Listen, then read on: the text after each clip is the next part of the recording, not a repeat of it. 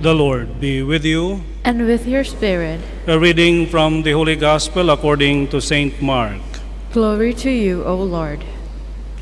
On that day, as evening drew on, Jesus said to his disciples, "Let us cross to the other side."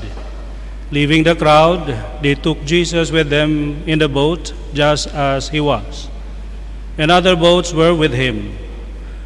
A violent squall came up, and waves were breaking over the boat, so that it was already filling up. Jesus was in the stern, asleep on a cushion. They woke him and said to him, "Teacher, do you not care that we are perishing?" He woke up, rebuked the wind, and said to the sea, "Quiet, be still." The wind ceased, and there was great calm.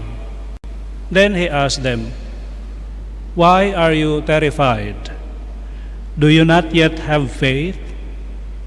They were filled with great awe and said to one another, "Who then is this, whom even the wind and the sea obey?" The Gospel of the Lord. Praise to you, Lord Jesus Christ. From the island where I come from, that is Mindanao, that is 1 hour distant plane ride from Manado. We have taken that flight. It's really 1 hour, Garuda. So Mindanao, much like Indonesia, that part of Philippines, there's no storm, or we call it typhoon. But Manila and somewhere in Visayas, the middle of Philippines, a lot of typhoons. We have it every year. That's why we from Mindanao, the first time that we experience typhoon, we enjoy it. We enjoy. And our people from Luzon would be wondering, why are we happy watching typhoon? Yeah, because this is the first time that we see typhoon. And there are levels, we call it signals. Signal number 1 would cause the leaves to fall down. If signal number 2, the wind, the strength of the wind can cause the branches, the weak branches to fall, small, big branches. If it is signal number 3, then the whole tree can fall down. What about signal number 4? Number 4, of course, the trees normally, the ones that fall down or surrender to the strong wind of typhoon would be the sturdy ones, like the unyielding ones like mango. Yeah, because they are strong and sturdy, then they fall. But coconut tree, they just play like that. They just sway. But not with signal number 4, because signal number 4 would turn the leaves of the coconut like an upturned umbrella. So it's already so strong that it can break even the coconut. Now, signal number 5 can uproot the coconut. And we seldom have that, but we had it last time, and it was so destructive, because if it can uproot coconut, how much more the animals, human beings, and the lesser plants. So that's the storm, that's typhoon, strong wind. What about tides, meaning the rough seas? Yeah, just like Philippines also, just like Indonesia also, Philippines is an archipelago. So I still remember when we were seminarians, we could not afford to take a plane ride back home when we have vacation during Christmas, summertime. So we take the boat. The boat at that time not yet sophisticated, still the old ones, big ones, good for many passengers, but not so well. The facilities are not so good. The thing is, we travel for 2 nights, 3 days and 2 nights if going back to Mindanao. That's why within those 3 years, I have experienced several times big waves in life, in the seas, especially December, Christmas time, or January, returning from home to the seminary. Normally, it's only 3 days, yeah, and 2 nights. At one time, we took it like 5 days and 4 nights. Why? Because the waves were so big. Yeah, at the beginning, we just enjoyed it, yeah. But the waves so big that the ship would really lean on and twist, not twist, but lean on the right and the left side, you know. That's why inside the boat there is a dance floor and karaoke, so passengers would enjoy singing and dancing. We were just watching, but at certain point, the people were on the left side of the boat. Then, at certain point also, they are on the right side. Oh, because the boat is swaying to the tune of the waves, yeah, like that. Then the captain would announce proudly, "Don't you worry, we will now use our stabilizer." Okay, so stabilizer, then it stabilizes a little bit, yeah. Then, because before if it is left to right, now it is front and back. Because the wave really very huge, very big. And once it hits the water, boom, then splash. Then that time, because it's roll on, roll off, the mouth of the front part of the boat or the ship opens a little. So water started to come in.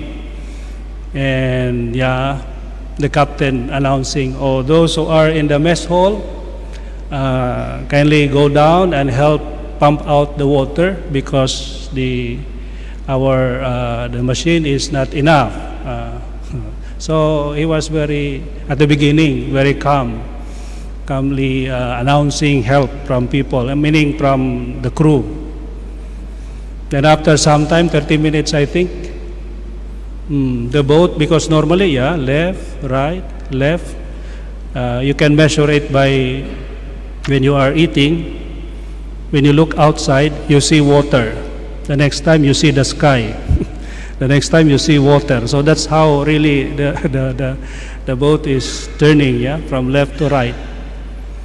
Then at certain point, it did not turn anymore. It maintained to the one side only. Oh yeah, because then the captain announcing, "Oh, those who are in the mess hall, come down immediately." So it was already tense. It was already tense. And we were told later on, of course, that only about 30 minutes the boat would have already capsized. Good thing that we still managed to. But we stayed 5 days in the ocean. So that's waves, that's storms. And these are representatives of the problems, difficulties, trials, challenges in our lives. And we have that. Now the problem with the one in the gospel, it's not that storm that I've been describing, because this one is a squall, meaning it's calm, then suddenly there is a turbulence or there is this disturbance.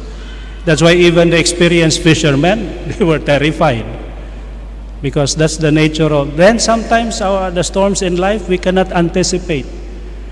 Well, perhaps for some, yeah, parents looking at their children still small, they can already anticipate the storm of college tuition fees, but that's far. They can prepare for that. But sometimes the problems in life, the challenges would just simply come, and in so strong impact that we are really dislodged. We are disturbed. Yeah. So what to do during those days, during those times? Well, it's pointed out that Jesus Christ, our Lord, as human being, of course, can sleep. But we are reminded that as God, He does not sleep. They were the disciples. They were asking, "Don't you not care? Do you not care that we are perishing?" Of course, we can understand the disciples, because our Lord Jesus Christ was just simply sleeping. And I can relate to that, because at the beginning, of course, when there are waves, we are disturbed. But after 1 day, 2 days, on the third day, we already enjoy the wave. The problem is when we get down, we still are swaying because we are used to 3 days of swaying. Even if you are walking on steady ground, we feel like still moving left to right. We get used to it. Yeah, perhaps our Lord Jesus Christ also was enjoying, but the apostles were already in panic. We are perishing. Then we are reminded, when we are really in trouble, big trouble, just hold on to faith, to be confident enough and believe that God is still in control. God is in control. The problem is, it's so hard to be steady, to be at peace, because sometimes we have our own way of looking at what is peaceful, what is calm, what is how should life be. Of course, given a choice, we don't like problems in life. We don't like uncertainties. We don't like challenges. But that is life. Though how much we take care of ourselves, we be careful, still accidents happen and we get sick. And sometimes, the irony of it, those who are careful get sick. Those who are not careful, abusing themselves, drinking, smoking, they are healthy, apparently. Sometimes that happens. Meaning, life cannot be so fair and so safe, so secure all the time. This is life. There are 3 sources of uncertainties or problems, difficulties in life. Ourselves, because we are not perfect. We may be healthy now, but later on, a little infection, then we get sick. We may be careful if we are a driver. That's why life can be illustrated with driving.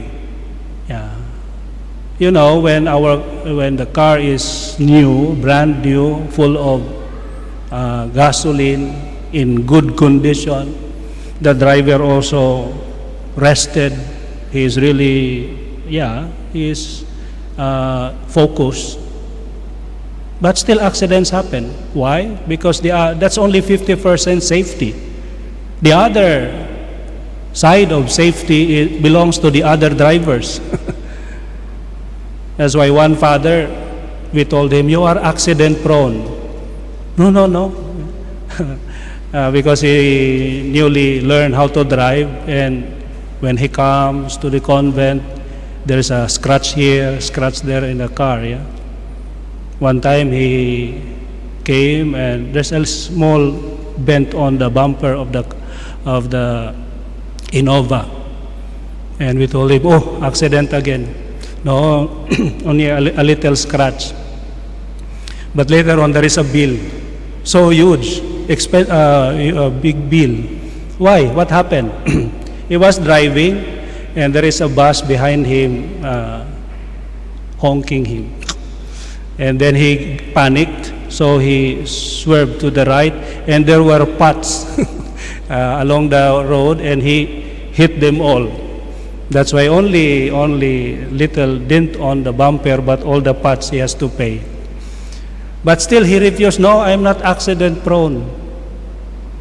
Then one time he was driving again, and then he stopped because it was traffic. So he stopped, but he stopped at the middle of the crossroad, and there was this man riding on a motorbike, lost the brake. That's why the motorbike hit him, the car, and then the man flew to the other side. Then he said, yes, I am accident prone because I'm already parked. I'm not moving at all, but I'm still hit. That's life. That's life. Though how careful we are, we will have problems. We will get sick, and eventually we die. We die. So when we are in this situation, let us always remember, whatever happens, whatever difficulties we have, God is never asleep. He is always in charge. He is always in control. Although not the way we think of it. When we get sick, immediately our prayer is to get well. But sometimes God's will is for us to endure the illness and even sometimes to pass away because of it. That's where the problem is. Because sometimes our ways, then we complain, but we have no reason really to complain. Why? Even His own Son, our Lord Jesus Christ, good as He is, perfect as He is, still He died. And even the kind of death is so cruel.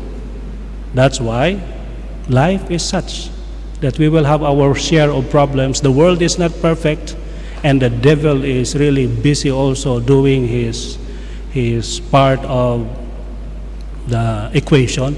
That's why he's causing a lot of problems. So just hold on, and then just believe that whatever happens. That's why hope is not really something that we hope for the best, meaning if there is illness, we get healed. No. Hope simply means that whatever happens, at the end of the day, it will still be meaningful. If there is meaning to it, then in sickness, in health, or even in death, it's not the important thing. The important thing is, have we spent our life well? That's why as we try to be safe, as we try to take care of ourselves, alongside with that, let us make sure that we spend more time doing good things, filing up good memories, because sometimes that's the only thing that we have. Whether we like it or not, we will pass away. But the important thing is, have we lived our life to the full? It's not even a question of short or long, but the intensity of it. And we cannot demand or dictate God, because life is a gift. If God wills that we pass away, young, old, it all depends on Him. That's why our task is to make the best out of life. File up good memories with loved ones while we still can, so that when our time comes, slowly or suddenly, we can always say, I have lived my life to the full. Just like St. Paul, I have run the race. And I have a lot of good memories with my loved ones. I have laughed and lived, and that would be enough. May we really appreciate life, enjoy it, savor it with loved ones. Then come trials, difficulties, it doesn't matter. For as long as we do our best to appreciate and really live life to the full. And at all times, thank God. Thank God for this wonderful gift, for this wonderful life. Amen.